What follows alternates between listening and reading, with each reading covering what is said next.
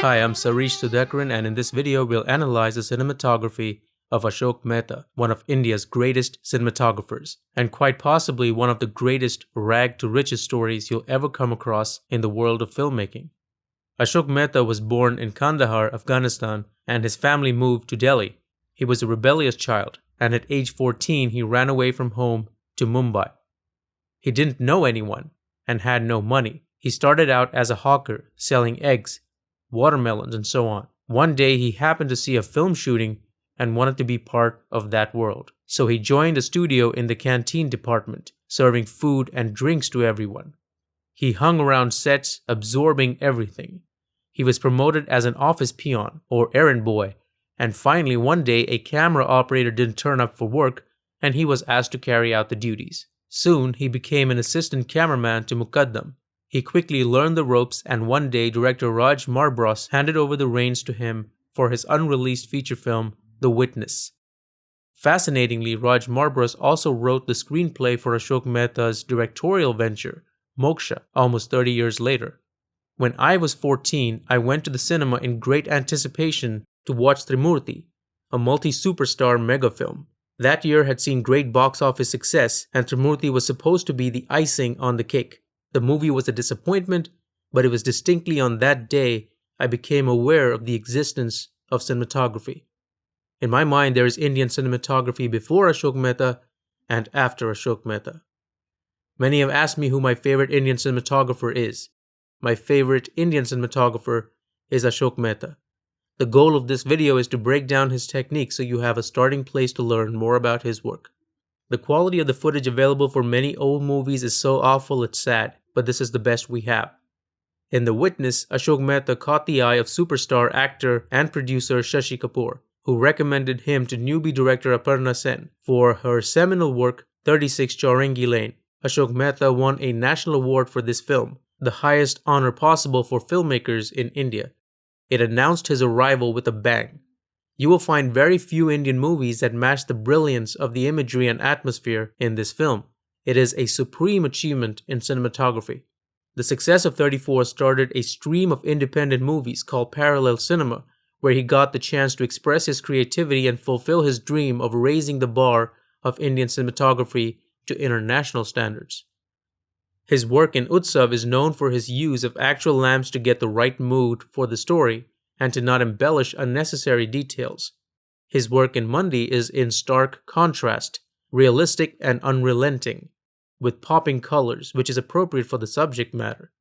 He hated to show beauty for beauty's sake, and worked hard to bring a singular vision to the entire project. Then came Trikal, another milestone in Indian cinema. He bought and tested many candles to get the right look, because he wanted naturalistic flicker. At the time, Ashok Mehta was well known for being a hands-on cinematographer. Equipment was scarce, and there weren't enough budgets to justify purchasing expensive gear from abroad. He would rig his own setups, make C-stands, his own dollies, and so on. He actually taught and inspired an entire industry about lighting and camera movement. Ashok Mehta had consciously avoided working in commercial cinema, but finally he took the step for Subhash Ghai's Ram Lakhan, which was a huge commercial success. Subhash Ghai credits Ashok Mehta for helping him understand composition and lighting.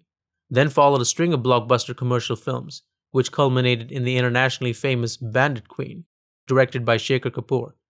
Shekhar Kapoor tried to get Ashok Mehta to come with him to Hollywood, where he continued with Elizabeth, but Ashok was satisfied with remaining in India. He continued to work on both commercial and experimental films, and finally decided to don the director's hat for Moksha. The movie didn't fare well at the box office, but it got him another national award for cinematography, and it cemented his legacy as one of India's greatest cinematographers. In his latter years, he shot more commercial cinema than anything else, and sadly he died at the young age of 65, just before the digital age hit Bollywood. In the latter part of his career, he shot predominantly on Kodak film stock, his weapon of choice being the trusted Arriflex with Technovision anamorphic lenses. The aspect ratio of choice was mostly 2.39 to 1. He was not afraid to have a large part of the frame underexposed. The shadows were rich with detail, something only viewing back on a film projector would reveal. In his latter career, he even shipped film stock to London for processing, so his work would meet international standards. More often than not, the background was underexposed by 1 or 2 stops.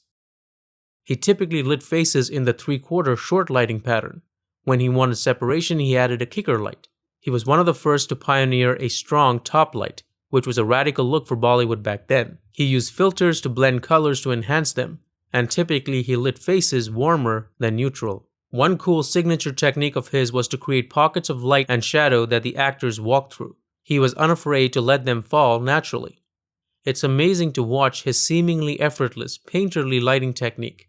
There's so much love for light, and no garishness. That is a sign of a master eye. You really have to wonder how he achieved so much from such humble beginnings.